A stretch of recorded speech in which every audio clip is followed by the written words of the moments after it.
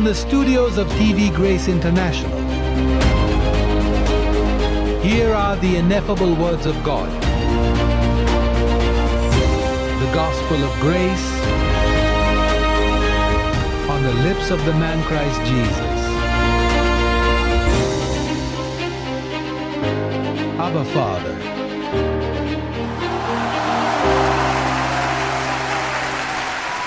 Kaya ngayon naniniwala ako na maaari tayong pumunta sa kung ano ang dumating para sa atin upang makinig sa salitang iyon na nagpapalaya sa atin, di ba?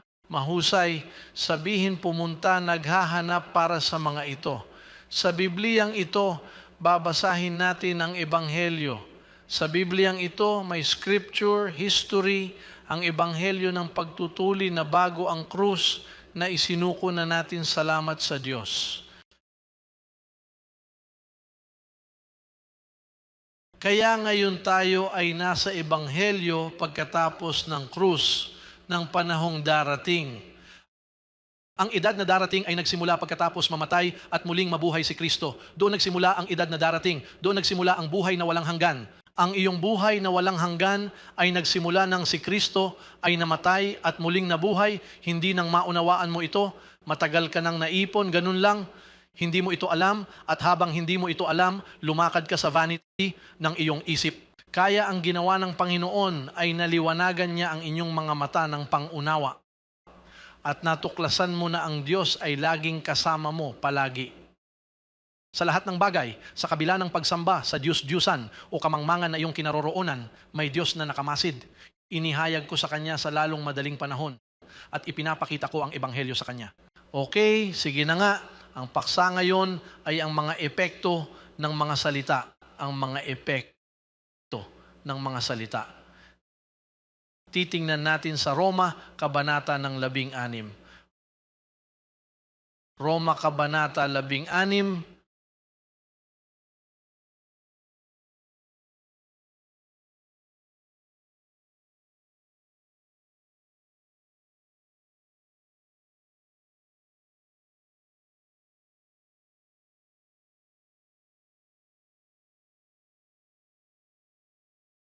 Sa 17 at 18 taludtod.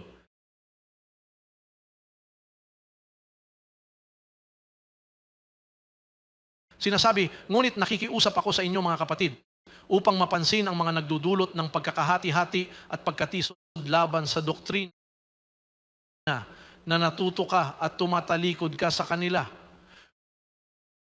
Kung tiwala ka na sa loob ng 34 na taon na binabasa ko ang aklat na ito, ang tinutukoy niya ay ang mga apostol, ang pagtutuli. Ibig sabihin, ang mga apostol ni Jesus, nagkaroon sila ng ebanghelyo na nang mamatay si Kristo. Tinapos niya ang ebanghelyong iyon dahil ito ay ebanghelyo ng kautusan. Pagkatapos ng krus ay nagsimula ang isa pang ebanghelyo na siyang inihayag ng Diyos kay Pablo para sa ating mga Gentil. Pero ano ang mangyayari? Na ang mga apostol ay patuloy na nangaral, ngunit hindi ang ebanghelyo ni Pablo, ngunit patuloy silang nangangaral ng ebanghelyo bago ang krus. Simple, hindi mo ba naiintindihan yun malinaw na sa atin iyan? Ano ang mangyayari? Yamang ang ebanghelyong iyon ay ebanghelyo ng mga gawa na siyang ginagawa ng lahat ng ating mga mapagpalang Kristiyano, ang ebanghelyo ng mga gawa. Kaya hindi nila tayo naiintindihan at may problema sa atin tulad ng problema nila kay Pablo. Kaya nga sabi ni Pablo, tingnan mo, ituon mo ang iyong mga mata sa mga ito na may mga mata pa bago ang krus dahil sila ay nagiging sanhi ng mga stumbling block, hindi nila naiintindihan. Kaya aniya, nakikiusap ako sa inyo na tingnan ang mga nagdudulot ng pagkakahati. At pagkatapos ay sinasabi niya at nalumayo ka sa kanila. Kung ang taong iyon ay hindi gumagawa ng mga pangit na bagay, ngunit nagiging sanhi ng pagkakahati sa kung ano ang sinasabi niya, tumalikod ka sa kanila. Pagkat ito'y magdudulot sa iyo ng mga paghihirap yan ng mga relihiyoso.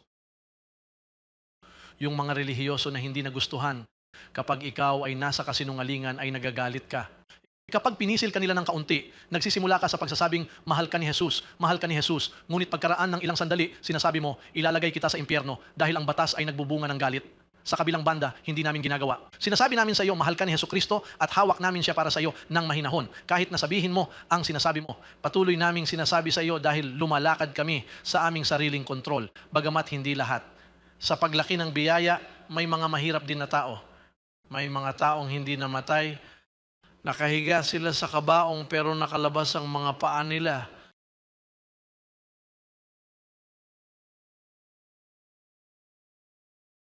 Gusto nilang makalabas.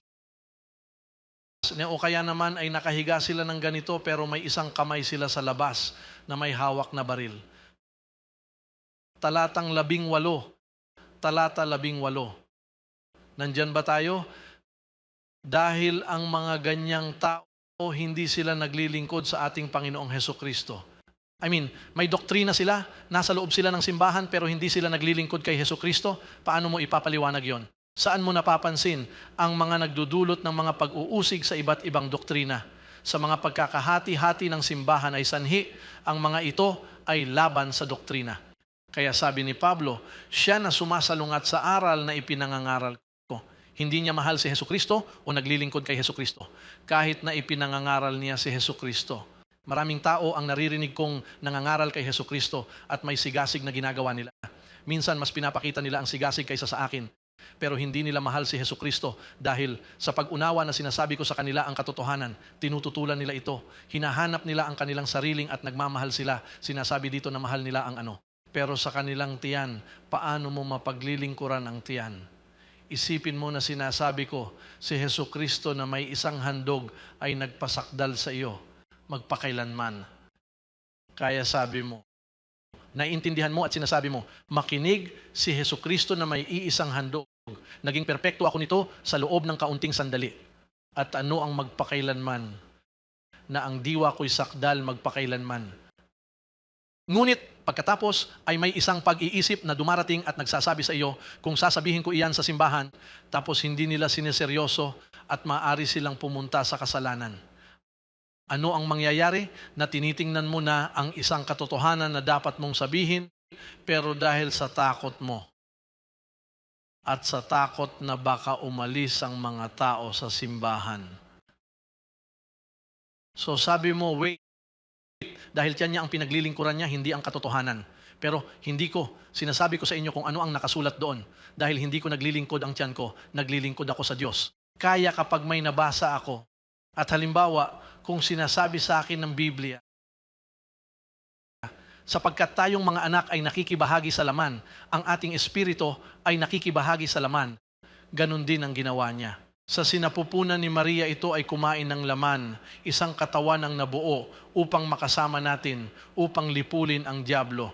Pagkatapos ay tinanong ko ang aking sarili upang lipulin ang dyablo. Kaya ang dyablo ay nawasak. Ang dyablo ay hindi umiiral. Kailan ba siya namatay at sinira ito? 2,000 taon na ang nakalilipas. Ibig sabihin nito ay umiral ang dyablo, ngunit 2,000 taon na ang nakalilipas ay hindi siya umiiral.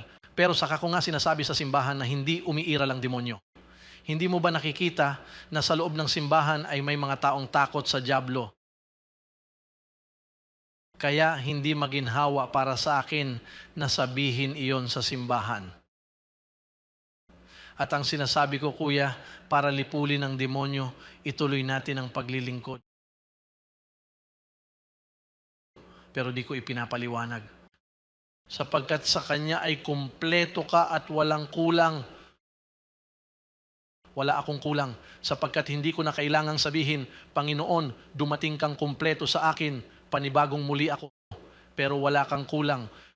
Kung babasahin ko ang Biblia sa inyo, sinasabi nito, siya na sumasali sa Panginoon. Isang espiritu ang kasama niya. Makuba ay iisang espiritu sa Panginoon at ang Panginoon ay perpekto? Oo. At ako ba ay iisang espiritu sa Panginoon?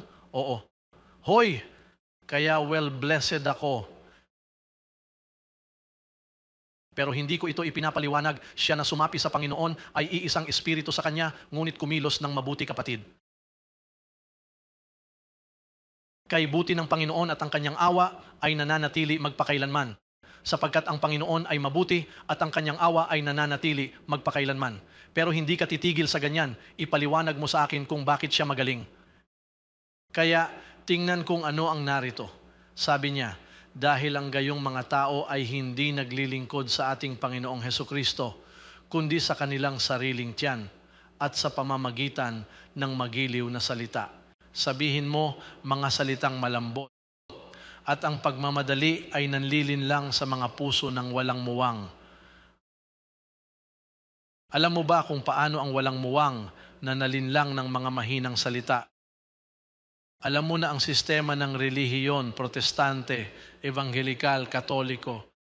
Sa loob ng 2,000 taon ay nalinlang sila sa pamamagitan ng mahinang salita, malambot. Kasi iba-iba ang salita. Tingnan mo, isinulat ko dito.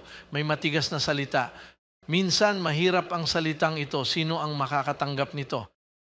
May tapat na salita. Ito ay tapat na salita.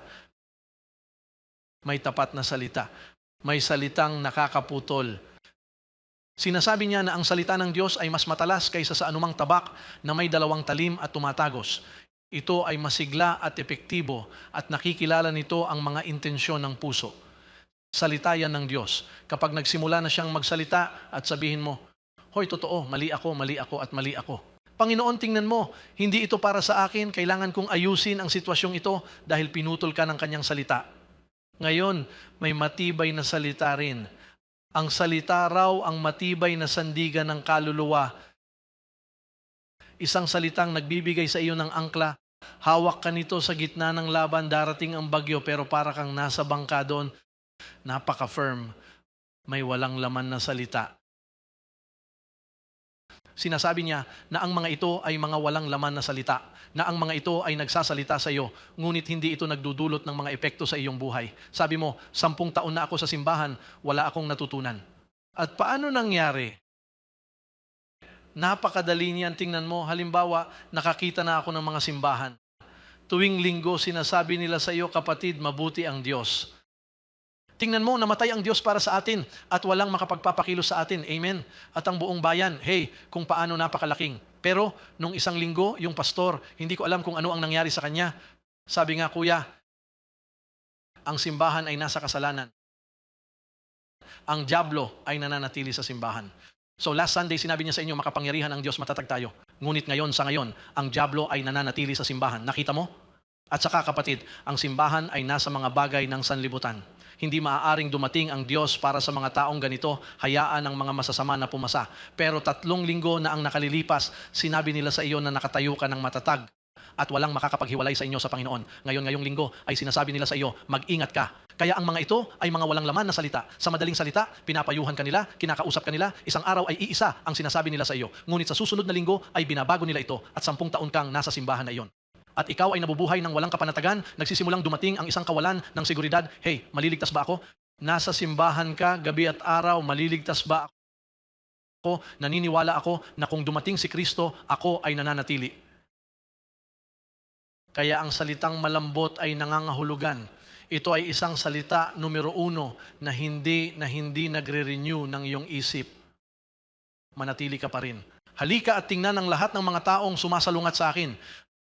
Lahat ng mga taong ito ay 20-30 taon na sa simbahan at sinasabi mo, kapatid, ang predestinasyon ay isang pagkilos ng pag-ibig. Ingat ka dyan, kuya. At ito ay nakasulat. Sa kanilang mga Biblia, binabasa nila ito. Pero walang laman ito.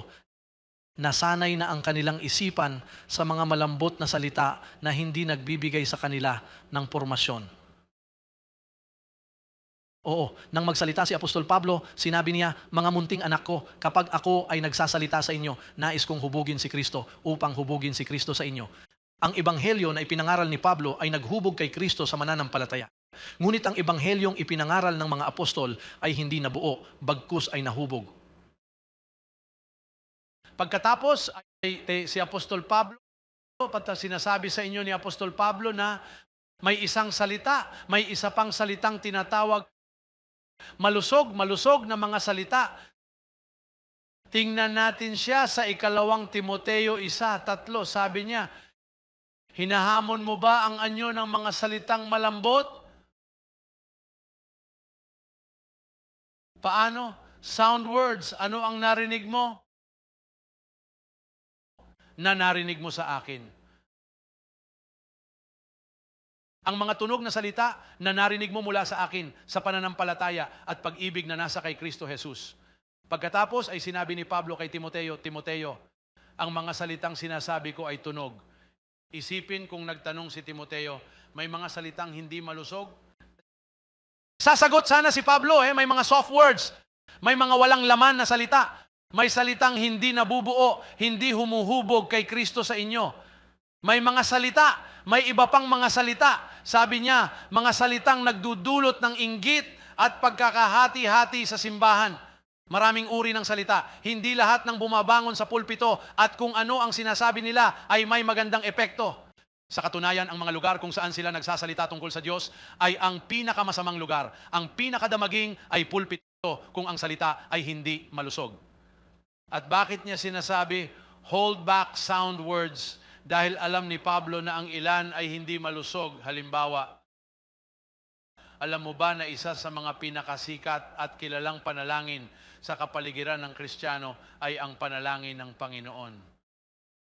Ngunit ang panalangin ng Panginoon ay hindi malusog na mga salita. Dahil bago ang krus, sinabi ni Jesus sa kanila, tingnan, sapagkat ngayon ay manalangin kayo ng ganito, Ama namin na kayo ay sa langit, pabanalin ang iyong pangalan. Pumasok ka sa iyong kaharian. Iligtas mo kami sa kasamaan. Bago ang krus. Ngunit pagkamatay niya ay sinabi niya na hindi kanya ililigtas sa kasamaan, kundi iniligtas kanya mula sa kapangyarihan ng dyablo. Kaya kung siya ang naghatid sa iyo, ngunit ikaw ngayon na nagsisimula kang magsabi, iligtas mo kami sa lahat ng kasamaan.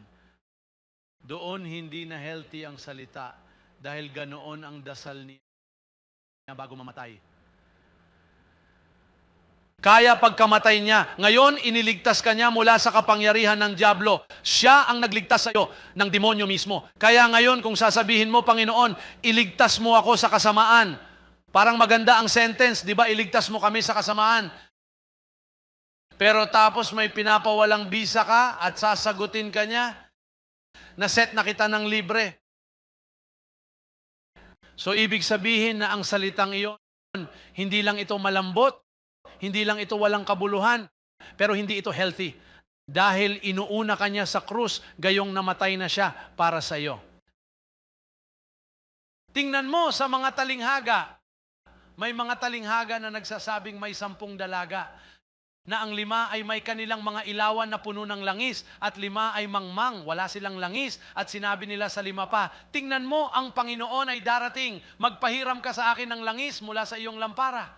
Ngunit pagkatapos ay sinabi nila sa kanila, hindi, humayo ka at bumili ng langis at dumating ang Panginoon at sila ay nanatili. Ngayon, sabihin mo sa akin ang isang bagay, kung ikaw kay Kristo Jesus ay kumpleto at sa isang handog ay ginawa kanyang perpekto at ang isa na nagkakaisa sa Panginoon ay isang espiritu sa kanya, may lampara ka bang walang laman? Kapag wala kang kulang. Kung ikaw ay nagkumpisal, iniligtas ako ni Jesus mula sa kapangyarihan ng dyablo. At paano naman ang isang mangangaral na nagsasabi sa iyo, kuya, may mga tao dito na walang laman ng ilawan, maghanap ka ng langis. Kaya sinasabi mo, hey, noong nakaraang linggo, sinabi niya sa akin na walang makakapaghiwalay sa akin sa Panginoon, na si Kristo ang aking tagapagligtas. Bilang isang makapangyarihang higante at panday siya ay kasama ko. Ngunit ngayon, sinasabi niya sa akin na kulang ako sa langis at ako ay mananatili.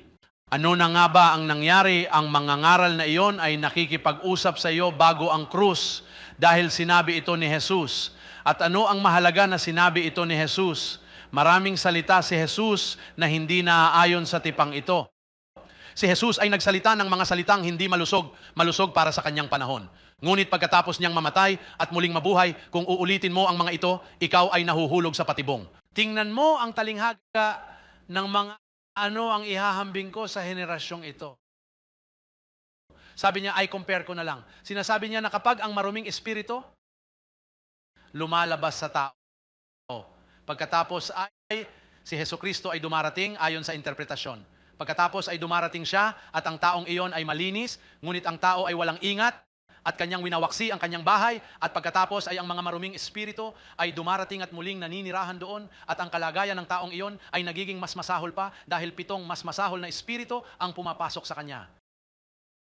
Ngunit sabihin mo sa akin ng isang bagay nang dumating si Jesucristo sa iyong buhay at nagsasabi sa iyo, sinasabi niya sa iyo na siya ay kasama mo magpakailanman, maaari bang pumunta ang 7 demonyo sa iyong bahay upang manirahan at makipaglaro sa iyo? Ibig sabihin, kung babasahin mo ang mga talinghagang iyon, mag-ingat ka, simbahan, mag-ingat sa mga inspirasyon ni Mateo, Marcos, Lucas, Juan at maging sa aklat ng mga gawa. Kasi mga salita yan na nandyan, pero natutupad na. So, bumibili ka ng lumang dyaryo, isang expired na recipe. Bakit mo tinitingnan ang expiration date kapag pupunta ka para bumili ng gatas?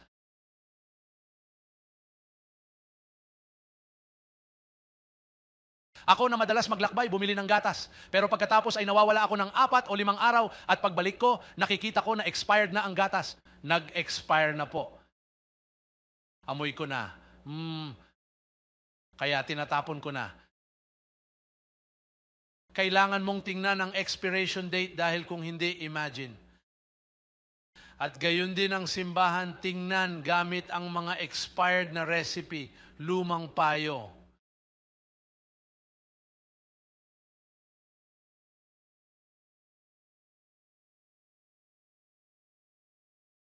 Hoy, alam mo ba ang sinasabi ng simbahan, ang mga tinatawag na simbahan, kasi hindi naman mga simbahan ang mga iyan, kundi ibigay natin sa Kanya ang benepisyo ng pag-aalinlangan. Sabi nga nila, kapatid, malapit nang dumating ang Panginoon, di magtatagal ay darating na ang Panginoon at ang kasal ng kordero ay darating. Ang minamahal, pinakasalan ng simbahan ng kordero sa kasal ng kordero. Hoy, linisin ninyo ang inyong mga kasuotan upang pagdating niya, naway sabihin niya sa iyo, halika, mabuting lingkod para sa kasal ng kordero. Inaabangan nila ang mga kasalan ngayon. Pero alam mo ba kung kailan ang kasal na yon? 2,000 taon na ang nakalilipas.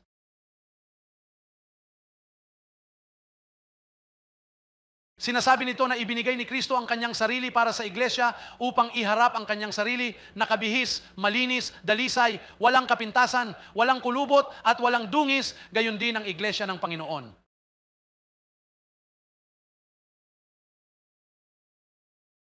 At inaabangan nila ang mga kasalan. Hoy, di ko alam. Ay pupunta sa isang kasalan. Tingnan mo, etc., etc., etc., at etc. Alam mo ba lahat ng masamang impormasyon na nabili sa iyo? Hindi mo ba nakikita na ang tinatawag na simbahan ay may sakit sa tainga? Ang tainga ay puno ng masamang impormasyon. Tingnan, kaya malinaw na nagsasalita ako. Alam mo ba kung gaano katagal bago mo nawala ang takot mo sa akin? Alam mo ba kung gaano katagal? Kasi natakot ka nito, paano kung mali? At kung ito ay mali, maraming tao ang nagtatanong ng mga tanong na ito. Pero teka, kapag naging maayos ang tenga mo, pagod na ang mga tao sa sobrang pagkondena. Oh, at may sasabihin ako sa inyo, may libo-libo at libo-libo na hindi kasama natin, pero hindi rin sila kasama, nasa mga bahay sila. Hindi na nila nararamdaman ang pagsisimba. Ang tawag ko sa kanila, ang mga pagod na santo. Ilan ang ganito? Itaas mo ang iyong mga kamay, yaong mga pagod na hindi makatayo ng isa pang sumpa.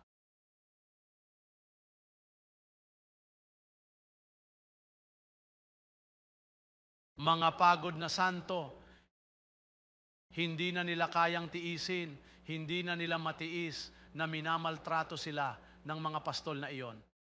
At laging may iisang kwento, kapatid, hanapin natin ang aklat ni Malakiyas. At doon nila sila tinatawag na magnanakaw. Tingnan mo, hanapin natin ang gayong propeta. O minsan nakikita mo silang nagsasalita tungkol kay Pablo at sasabihin mo, pag-uusapan nila si Pablo, pero pagkatapos ay sasabihin nilang pumunta tayo sa Deuteronomio.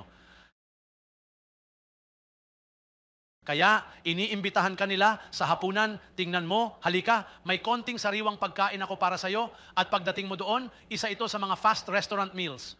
Naku, akala ko may rice dish na may beans, beef steak na may sibuyas at patacones. Pero tingnan mo, burger at fries na puno ng langis ang aming inihahain.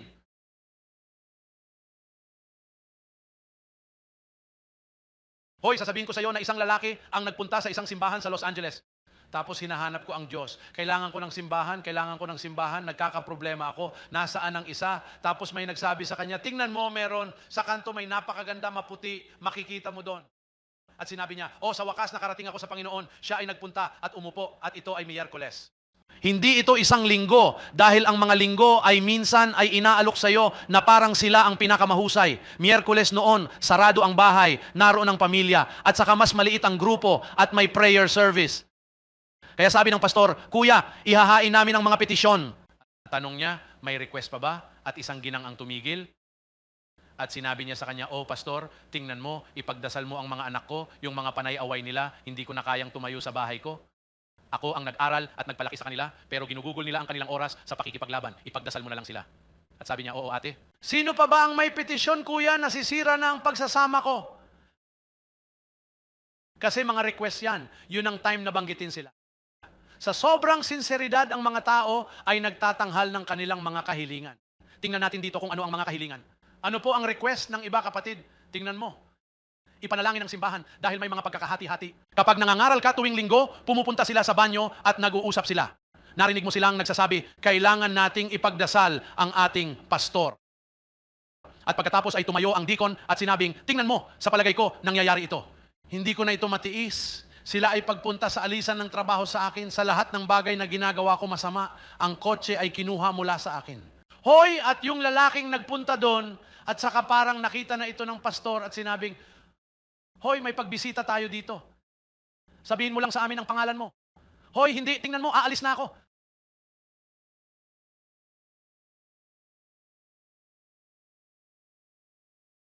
Sabi ng lalaki, akala ko mali ako pero mas magaling ako sa inyong lahat.